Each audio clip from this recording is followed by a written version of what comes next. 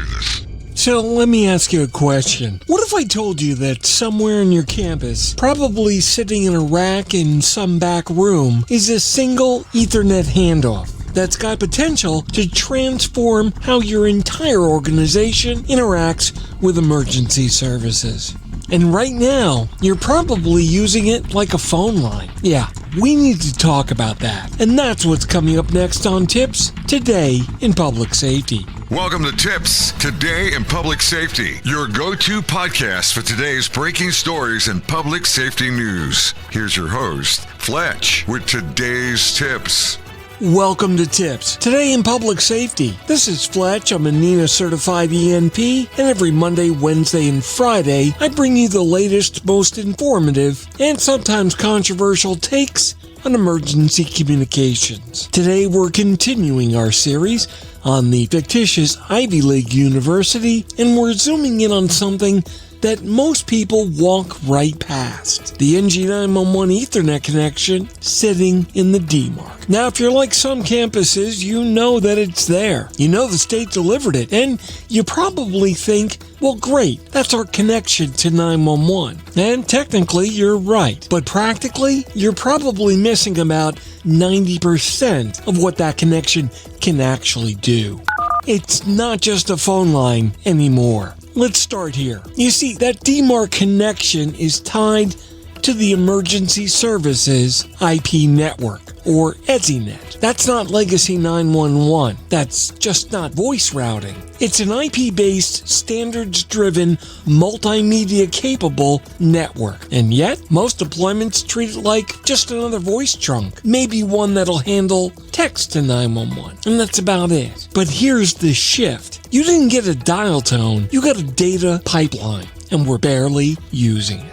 What that port can actually carry. Here's where we get to talk about capability and not just theory. That NG911 connection can support things like voice. Yeah, that's still important. But also real-time text, video streams, images, sensor data, location objects, and incident-related metadata. And not just raw data, but structured, standards-based data that can be directly ingested into the ECC systems. So just stop for a second and think about what that means for our campus. Camera feeds that are tied to an incident, access control events showing who badged in, environmental sensors that are confirming conditions, and verified location data with floor-level accuracy. And the cool part, all of that is delivered with the call, not after it.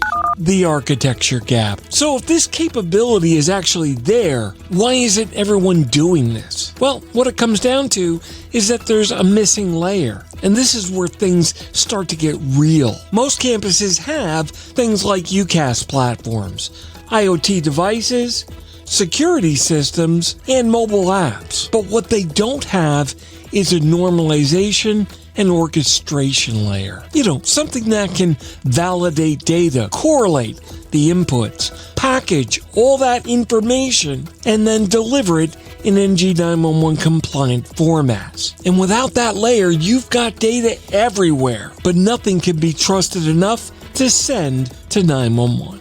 From connection to integration. This is where we talk about the mindset shift. Right now, in a campus, you call 911, but the data stays inside the campus systems. But in a future state, campuses are integrated with NG911, and the data can flow intelligently into the ECC. That means you've got pre-validated information, significantly reduced interrogation time to get that data, and all that allows for a faster, more accurate dispatch.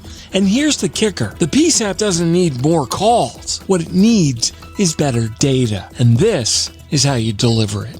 The risk of doing nothing. So let's flip the situation a bit. What'll happen if you don't evolve? Well, what you're going to end up with is an increase in data inside your campus. Zero ability to share it effectively, which is going to grow the gap between what you know and what 911 sees. And that gap is where the delays live. And that's where mistakes happen. And ultimately, that's where outcomes change significantly.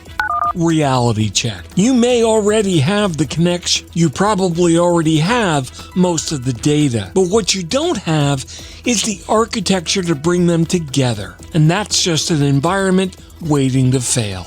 The bottom line, that NG911 Demarc is not just a network handoff. It's your gateway to the emergency services ecosystem. If you treat it like a phone line, you're going to stay stuck in the past.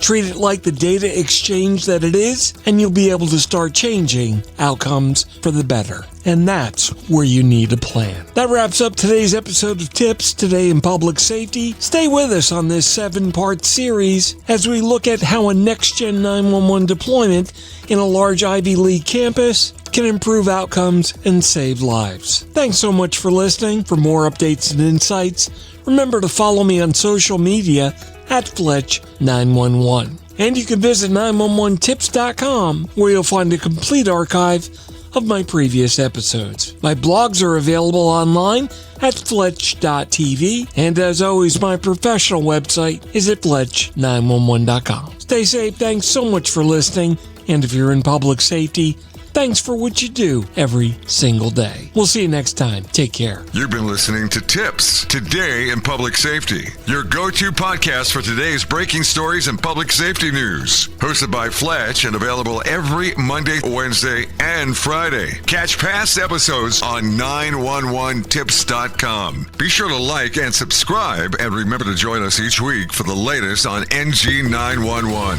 I am Spider Harrison, the official 911 voiceover dude. Catch me on Sirius XM on various channels, including 90s on 9, the 10 spot, and on the Weekend Countdown on Hits 1. Or don't regret it for the rest of your life. Either way, I'm good.